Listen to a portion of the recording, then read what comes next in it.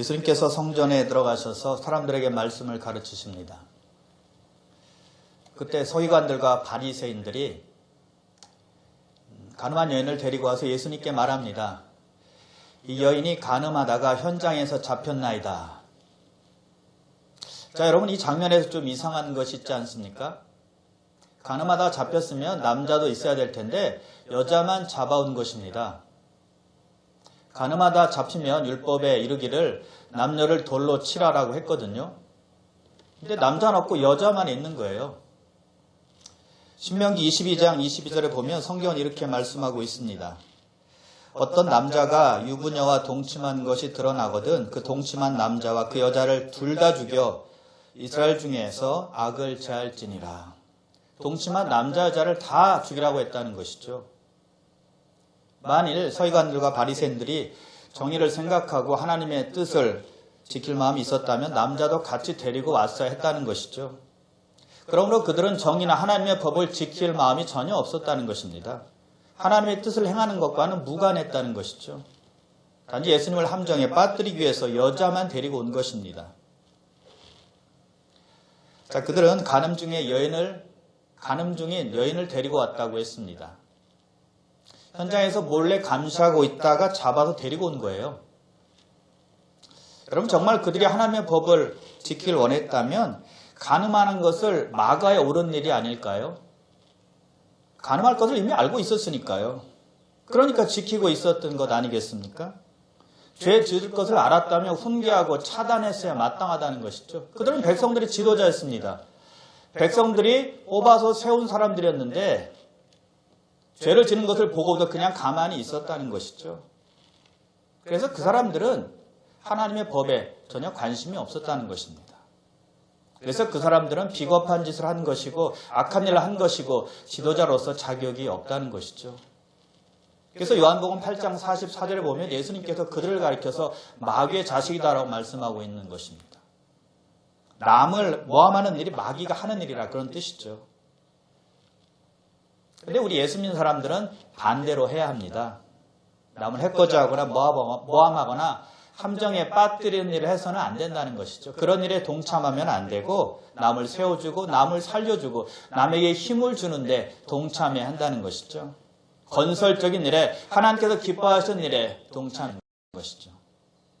들에게 전화나 이메일이나 카톡으로 힘을 주는 말을 서로 하는 것입니다. 물론 기도도 함께 해주고요. 우리 성도님 중에 한 분의 딸이 본토에서 간호사로 일하고 있는데요.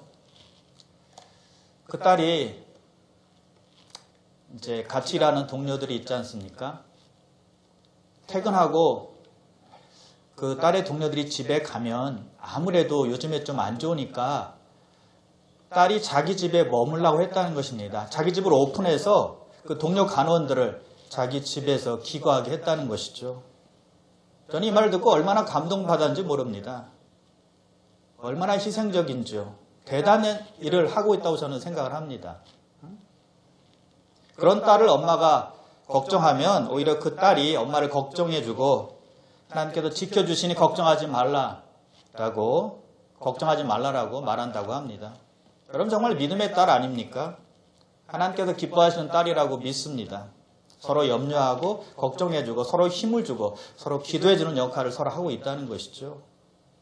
요즘에 특히 이런 일이 많이 필요하다고 생각해요. 딸과 엄마 사이뿐만이 아니라 우리 모두가 그렇게 해야 되겠죠. 그래서 우리 믿는 사람들은 남을 모함하고 깎아내리는 사람들이 아니라 서로 힘을 주는 사람들이라는 뜻입니다. 긍정적인 마음을 갖도록 계속 인커리지 해줘야 된다는 것이죠. 그런데 바리새인들은 예수님을 함정에 빠뜨리려고 했다는 것이죠. 구약에 보면 이와 비슷한 장면이 나오는데요. 스가랴 3장 1절에 있습니다. 거기 보면 사탄이 대제사장 여호수아를 모함하는 장면이 나옵니다. 그래서 스가랴 선지자가 이렇게 기록을 하고 있습니다. 대제사장 여호수아는 여호와의 천사 앞에 섰고 사탄은 그의 오른쪽에 서서 그를 대적하는 것을 여호와께서 내게 보이시느니라.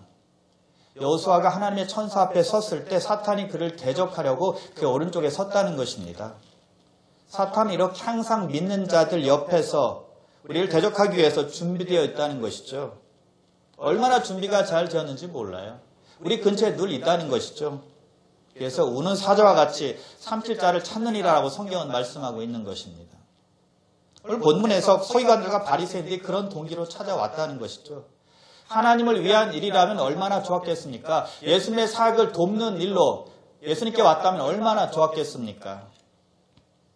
그러나 자기들이 싫어하는 예수님을 올감히 씌우기 위해서 사악한 조작을 하고 예수님께 왔다는 것이죠. 자기들의 계획을 이루기 위함이었다는 것입니다. 그래서 예수님께서 도둑이 오는 것은 도둑질하고 죽이고 멸망시키기 위해서 온다라고 말씀하신 것입니다. 도둑이 오는 것은 다른 이유가 없다는 것이죠. 집을 파괴하고 낙심케 하고 절망케 하고 기쁨을 잃게 하기 위해서 도둑이 오는 것이죠. 그것이 바로 마귀가 하는 짓이라는 것입니다. 자, 그런데 여러분, 우리는 예외일까요? 바리새인들이 하는 행동을 하지 않는 사람들일까요? 우리는 정말 문제가 없을까요? 마귀가 하는 일이기 때문에 우리도 예외가 될 수 없습니다. 우리도 마귀의 속아 넘어갈 수 있다는 겁니다. 사실 우리 인간 사회에 아주 흔한 일입니다. 그래서 우리도 그러한 동기로 말한 것이나 혹은 행동한 것을 세어본다면 꽤 있을 거예요. 물론 바리새인들과 똑같은 방법은 아니겠지만 꽤 경험들이 있을 겁니다. 타락한 인간의 한 모습이기 때문에 그렇습니다. 나는 아니야 라고 말할 수 없다는 거예요. 우리는 쉽게 어떤 선량한 사람을 죄인으로 몰아갈 수 있는 죄인들이라는 것이죠. 그래서 스스로 조심해야 됩니다. 분별해야만 한다는 것이죠. 자신할 수 없어요. 그 어떤 사람도 자신할 수 없다는 것이죠. 그래서 예수님께서 시험에 들지 않게 깨어 기도하라라고 말씀하신 것이고요. 말과 행동을 조심해야 된다는 것입니다. 항상 은혜로운 말과 행동을 할 수 있도록 성령 의지해야 된다는 것입니다. 여러분, 우리가 우리의 생각을 가만히 놔두면 우리의 생각은 어디로 흘러갈까요? 은혜로운 말, 또 선한 말, 좋은 생각, 이런 쪽으로 우리의 생각들이 흘러갈까요? 물론 그렇게도 흘러갈 수 있겠죠. 그러나 대부분은 그렇지 않습니다. 우리의 생각을 그냥 놔두면 부정적인 생각으로 흐르기 너무 쉽습니다. 비판적이 되고요, 비관적이 되고요, 낙심하고 계산적이고 이기적인 사람이 되기 쉽다는 것이죠. 그래서 남의 말에 휩쓸리기도 쉬운 것입니다. 그래서 우리는 나의 마음을 채찍질해야만 합니다. 말씀으로요. 그럴 때 성경적인 주관을 가질 수가 있는 것입니다. 기도와 말씀으로 꾸준히 훈련해야만 합니다. 그래서 성경 말씀을 우리 마음속에 계속 집어넣어야 돼요. 요즘 제가 매일 아침마다 말씀 묵상을 보내드리고 있는데 이것이 우리 성도님들한테 좀 도움이 됐으면 좋겠는데요. 어떤 한 분은 그러시더라고요. 매일매일 말씀이 오니까 그것을 기다리고 또 그것을 생각하고 묵상하고 그것으로 하루하루를 살기를 원하는 그런 마음으로 산다 말을 제가 들었습니다. 참 감사한 일이죠. 늘 하나님 말씀을 듣고 그 하나님 말씀대로 살겠다 하는 그 결심이 참 귀한 것 같아요. 여러분, 그렇게 하지 않으면 우리 생각이 하나님께서 원하시는 생각과 반대로 흘러가기 쉽다는 것이죠. 말씀으로 우리 생각을 붙들어야만 합니다. 말씀에 붙잡히지 않도록 노력해야 된다는 것이죠. 여러분, 우리는 우리 상황에 사로잡히면 안 됩니다. 환경에 붙들리면 안 된다는 것이죠. 요즘 여러분들도 그럴 거예요. 뉴스를 많이 아마 접하게 될 겁니다. 하루하루 확진자의 수가 나날이 많아지니까요. 자, 그런데 그 뉴스를 듣는 것이 나쁜 것이 아니라 그 뉴스를 들을 때 그 뉴스를 가지고 하나님께 나아갈 줄 알아야 된다는 것입니다. 뉴스에 사로잡히는 것이 아니라 불안감이나 두려움에 붙잡히는 것이 아니라 우리는 하나님의 말씀에 붙잡히고 성령에 붙잡히고 하나님의 은혜에 붙잡히는 사람이 되어야 된다는 것이죠. 요즘에 그렇게 할 수 있는 때가 아닙니까? 집에 있는 시간이 많기 때문이에요. 성경 한두 장 읽을 것을 5장, 10장, 15장 이렇게 읽을 수 있잖아요. 또 기도도 더 많이 할 수 있고요. 지금 시점에서 우리가 할 수 있는 것은 기도니까 간절히 하나님의 긍휼하심을 구하고 우리를 불쌍히 여겨달라고 기도하는 것이죠. 자, 바리새인들이 그 여인을 한가운데 세우고 예수님께 말합니다. 5절인데요. 모세는 율법에 이러한 여자를 돌로 치라 명하였거니와 선생은 어떻게 말하겠나이까? 가늠한 여자는 율법에서 돌로 치라고 말했는데 예수 당신은 뭐라고 말하겠습니까? 이렇게 말하는 것이죠. 여기서 보면 서기관들과 바리새인들은 아주 영리했습니다. 예수님을 함정에 빠뜨리기 위한 기가 막힌 아이디어를 생각해낸 거예요. 예수님께서 이러지도 못하고 저러지도 못한 상황에 빠지게 한 것이죠. 아주 기발한 모략이었습니다. 자, 여러분, 만일 예수님께서 그 여인을 용서해 준다라고 말씀하시면 어떻게 될까요? 예수님이 전한 은혜의 말씀에는 일치가 되겠지만 복음에는 상반되는 것입니다. 왜요? 가늠한 여인은 죽이라고 했으니까요. 그러면 예수님이 앞으로 살기 큰 어려움이 있게 될 것입니다. 하나님의 정의를 무시하는 행위가 되니까 사람들이 예수님을 하나님께서 보낸 사람으로 믿지 않을 수 있다는 것이죠. 반대로 율법대로 그 여인을 정죄한다면 어떻게 될까요? 예수님께서 전한 은혜의 가르침과는 맞지 않게 되는 것이죠. 예수님께서 그 여인은 죄인이고 벌을 받아야 돼. 돌을 던집시다 라고 사람들에게 이렇게 말했다면 어떻게 되었을까요? 그러면 앞으로 어떤 사람도 예수님께 와서 죄에 대한 용서를 비는 사람은 없게 될 겁니다. 죄를 회개해도 용서가 안 되고 또 정죄가 있고 심판이 있는데 예수님께 나와서 긍휼을 구할 사람이 누가 있겠습니까? 아무도 없을 거예요. 예수는 죄인들을 정죄하고 심판하는 사람이야, 인정사정 없는 사람이야 이렇게 생각하겠죠. 그럼 예수님에 대한 사랑과 신뢰는 땅에 떨어지게 될 것입니다. 그리고 만일 돌로 그 여인을 죽이면 로마법을 어기는 일이었습니다. 왜냐하면 사람 죽이는 것은 로마 정부의 허락을 받아야 할 수 있는 일이었기 때문이죠. 그래서 예수님께서 이렇게 말해도 걸리고 저렇게 말해도 걸리는 그런 상황, 애매한 상황에 놓이게 되었다는 것이죠. 그래서 그들의 계략은 예수님을 공경에 빠뜨릴 수 있는 큰 함정이었다는 것입니다. 참 이것을 보면 사람들은 악한 일에는 머리가 참 잘 돌아가는 것을 알 수가 있습니다. 그런 머리를 하나님이 내렸으면 얼마나 좋겠습니까? 자, 그래서 6절에 이렇게 말씀을 합니다. 그들이 이렇게 말하면 고발할 조건을 얻고자 하여 예수를 시험함이러라. 고발할 구실을 찾기 위해서 예수님을 시험하는 것이라 라고 말씀하고 있는 것이죠. 이 여인을 이용해서 사람들이 예수님을 불신하게 만들고 예수님의 명예를 땅에 떨어뜨리기 위함이었다는 것이죠. 예수님의 사역을 방해하기 위함이었다는 것이죠. 자, 그때 그곳에는 많은 사람들이 모여 있었습니다. 바리새인들의 질문에 예수님께서 뭐라고 대답하실지가 초미의 관심사였습니다. 모든 사람들은 예수님을 쳐다보고 있었고 예수님께 집중하고 있었다는 것이죠. 그리고 고발자들은 빨리 대답하기를 계속 요구하고 있었습니다. 그래서 7절에 보니까 그들이 묻기를 맞이 아니하였다라고 말씀하고 있죠. 계속 물은 겁니다. 계속 말한 거예요. 당신이면 어떻게 하겠어? 빨리 대답하시오. 이런 식으로 계속 물은 것이죠. 어떻게 해서든지 곤경에 빠뜨리려고 했다는 것이죠. 자, 그런데 예수님의 반응은 무엇이었을까요? 그들의 물음에 대답하지 않으셨습니다. 대답 대신에 몸을 굽히고 손가락으로 땅에 뭔가를 쓰기 시작합니다. 무엇을 쓰셨는지는 잘 모릅니다. 그러나 고발하는 자들이 주의를 끌기에는 충분했어요. 그리고 일어나시더니 말씀하세요. 너희 중에 죄 없는 자가 먼저 돌로 치라. 그리고 다시 몸을 굽혀 손가락으로 땅에 뭔가를 쓰십니다. 그러자 놀라운 일이 벌어지죠. 거기 모인 사람들이 서기관들과 바리새인들을 포함해서 한 사람도 빠짐없이 모두 양심의 가책을 받고 그 자리를 다 떠나게 되었습니다. 아무도 상상치 못한 일을 우리 주님께서 행하신 것입니다.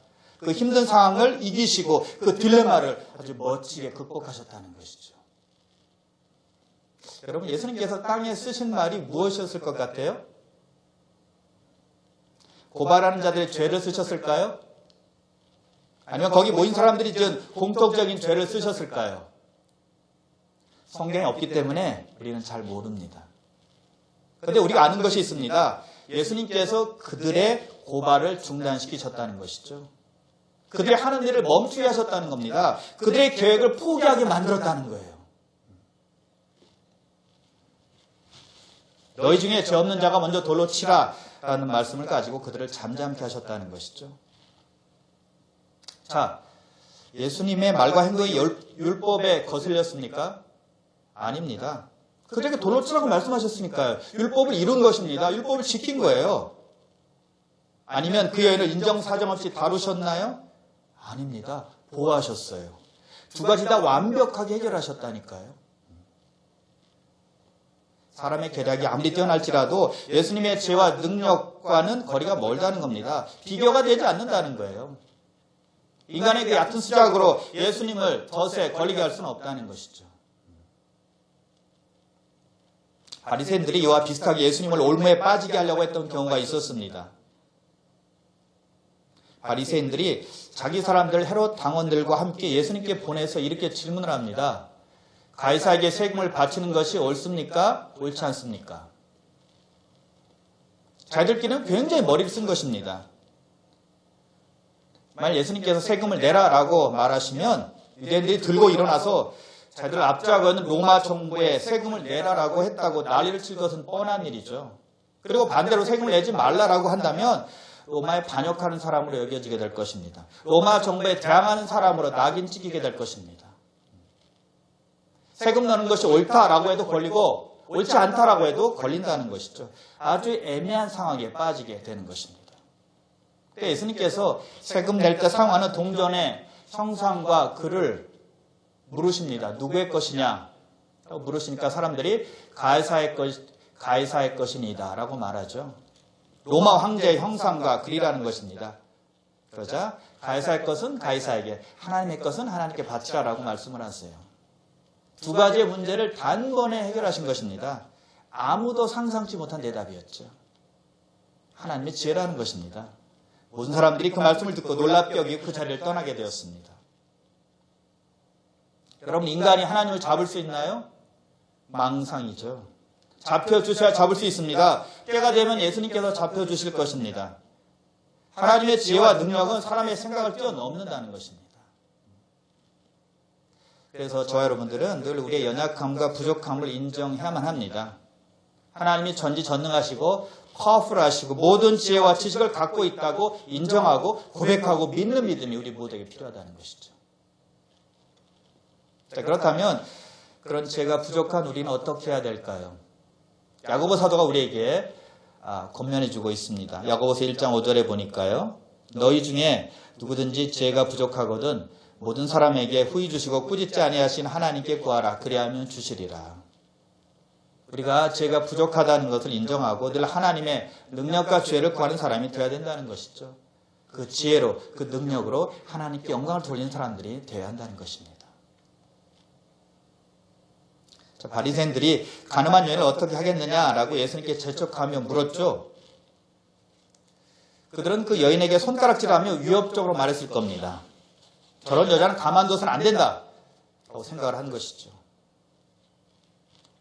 그러나 예수님은 너희 중에서 죄 없는 자가 돌로 먼저 치라라고 말씀하시죠. 그런데 아무도 돌을 던지지 못했습니다. 다 그 자리를 떠났고요. 여러분, 죄 없는 자는 없다는 것입니다. 누구나 다 죄인인데 너는 죄인이고 나는 아니야 이렇게 말할 수 없다는 것이죠.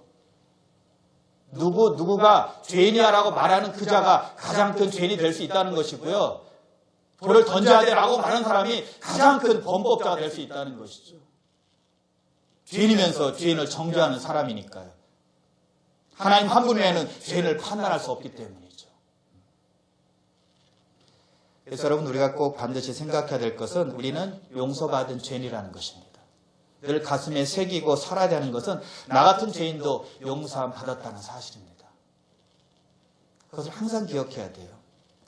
누굴 욕하기 전에, 누굴 정죄하기 전에 나 스스로를 보는 것입니다. 남의 티를 보기 전에 내 들보를 보는 것입니다. 남의 티를 빼주기 전에 내 들보를 먼저 뺄 수 있도록 노력하는 것이죠. 똥 묻은 개가 겨 묻은 개 나무라도 타면 안 된다는 것이죠. 내 자신이 잘못이 더 크고 내가 더 변변치 못한 사람일 수 있다라는 것을 꼭 기억해야 한다는 것입니다. 예수님께서 주기도문에서 알려주시죠. 우리가 우리에게 죄 지은 자를 사하여 준 것처럼 우리 죄를 사하여 주시옵고, 먼저 우리에게 잘못한 사람을 용서해 주라는 것입니다. 그것이 우선이라는 거예요. 그리고 우리의 죄를 용서해달라고 하나님께 구하라는 것이죠.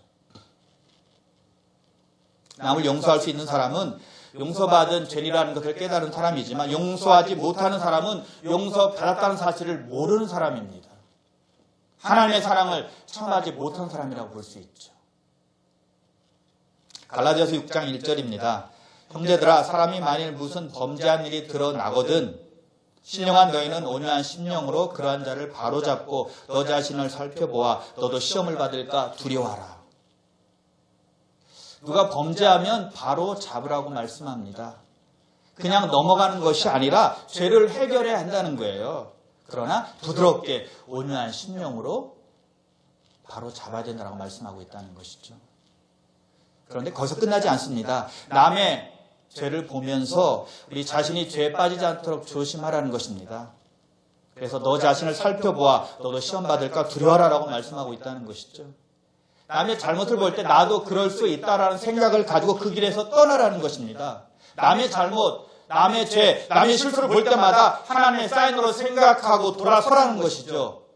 그리고 하나님께서 세워놓으신 이정표를 따라서 그 길로 가라는 것입니다. 고발한 자들이 가늠한 여인을 데리고 와서 돌을 던져 하는지를 예수님께 물었습니다.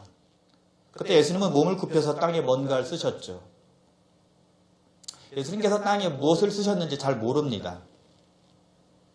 자, 그런데 몸을 굽힌 것은 어떤 의도가 있었다고 생각을 해요. 아마도 사람들을 보지 않겠다는 의도가 있었을 것입니다. 누구를 보지 않겠다는 것일까요? 고발자들일까요? 그들의 눈이 무서워서 그들을 피하기 위해서 몸을 굽혔을까요? 아니면 거기에 모인 사람들 때문일까요? 예수님은 아마도 그 여인이 보는 것을 피하기 위해서 몸을 굽혔을 겁니다. 그럼 그 여인이 얼마나 떨고 있었겠습니까? 예수님의 얼굴을 보는 것조차 무서워서 겁에 질려 있었을 것입니다. 예수님의 입에서 돌로 쳐라!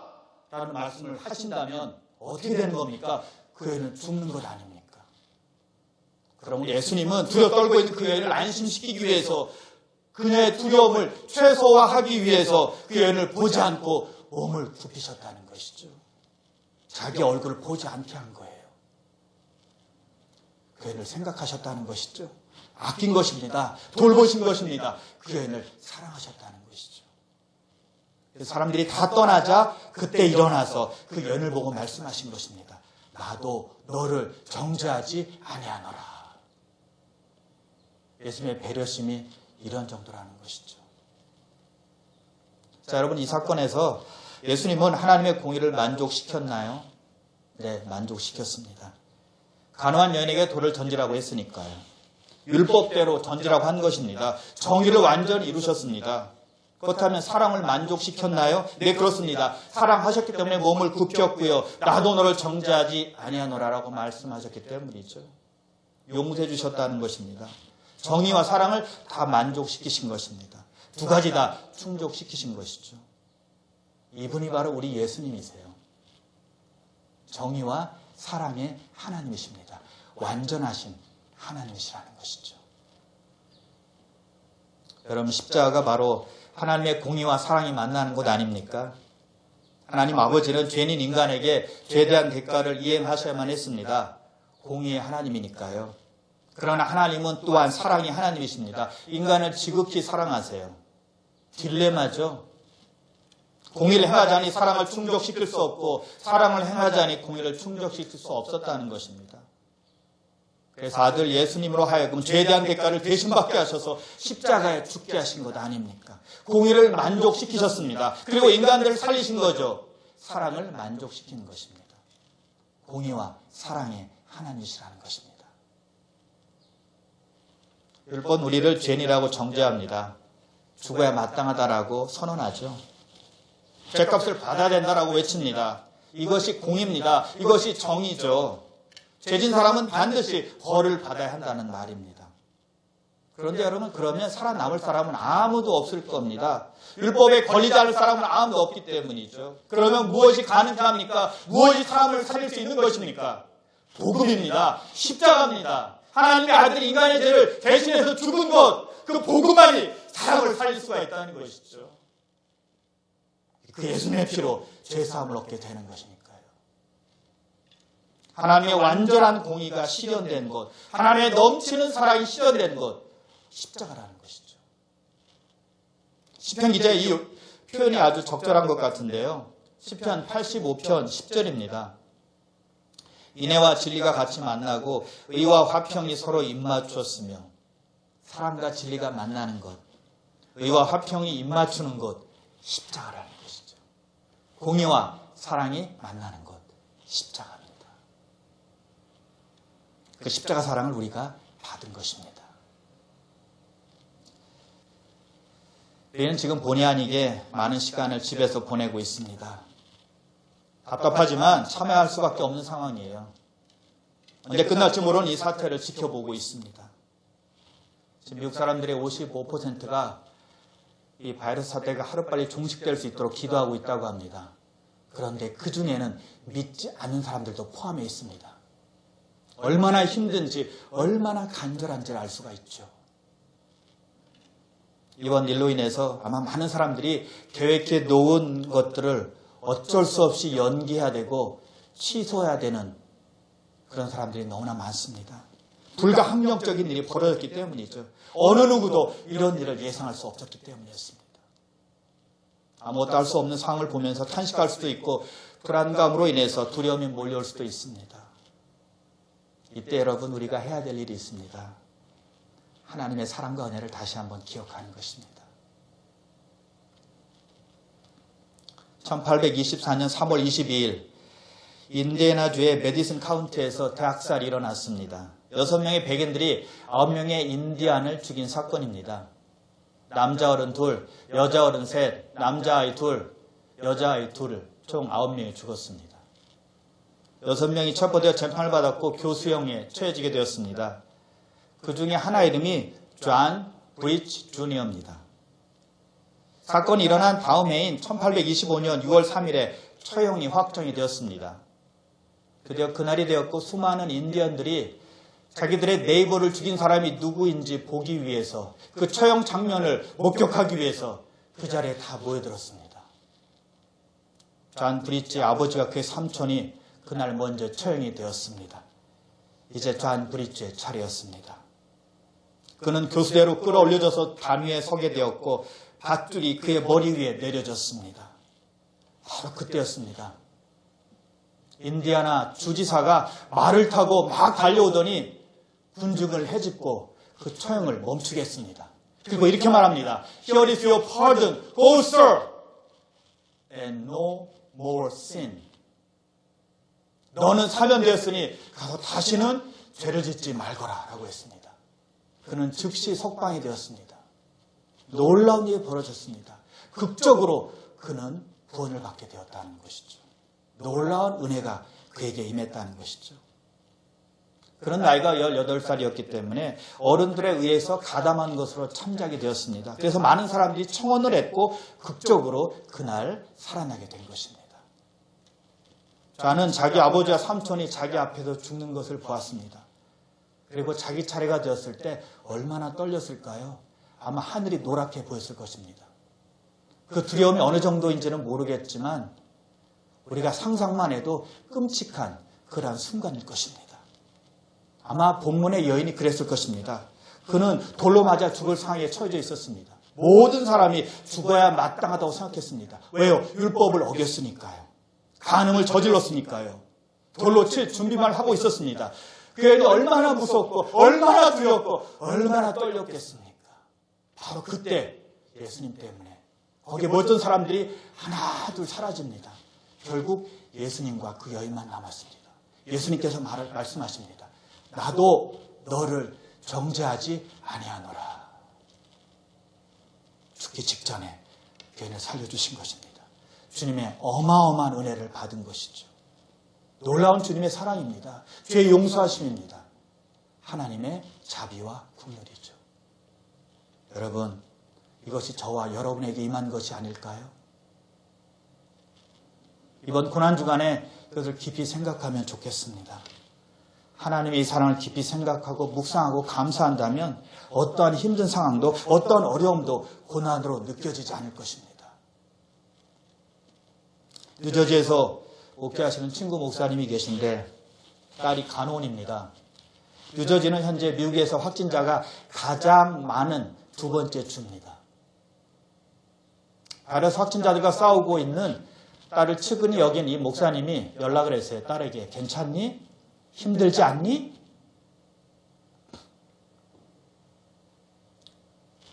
딸이 하는 말이 아빠 괜찮아요.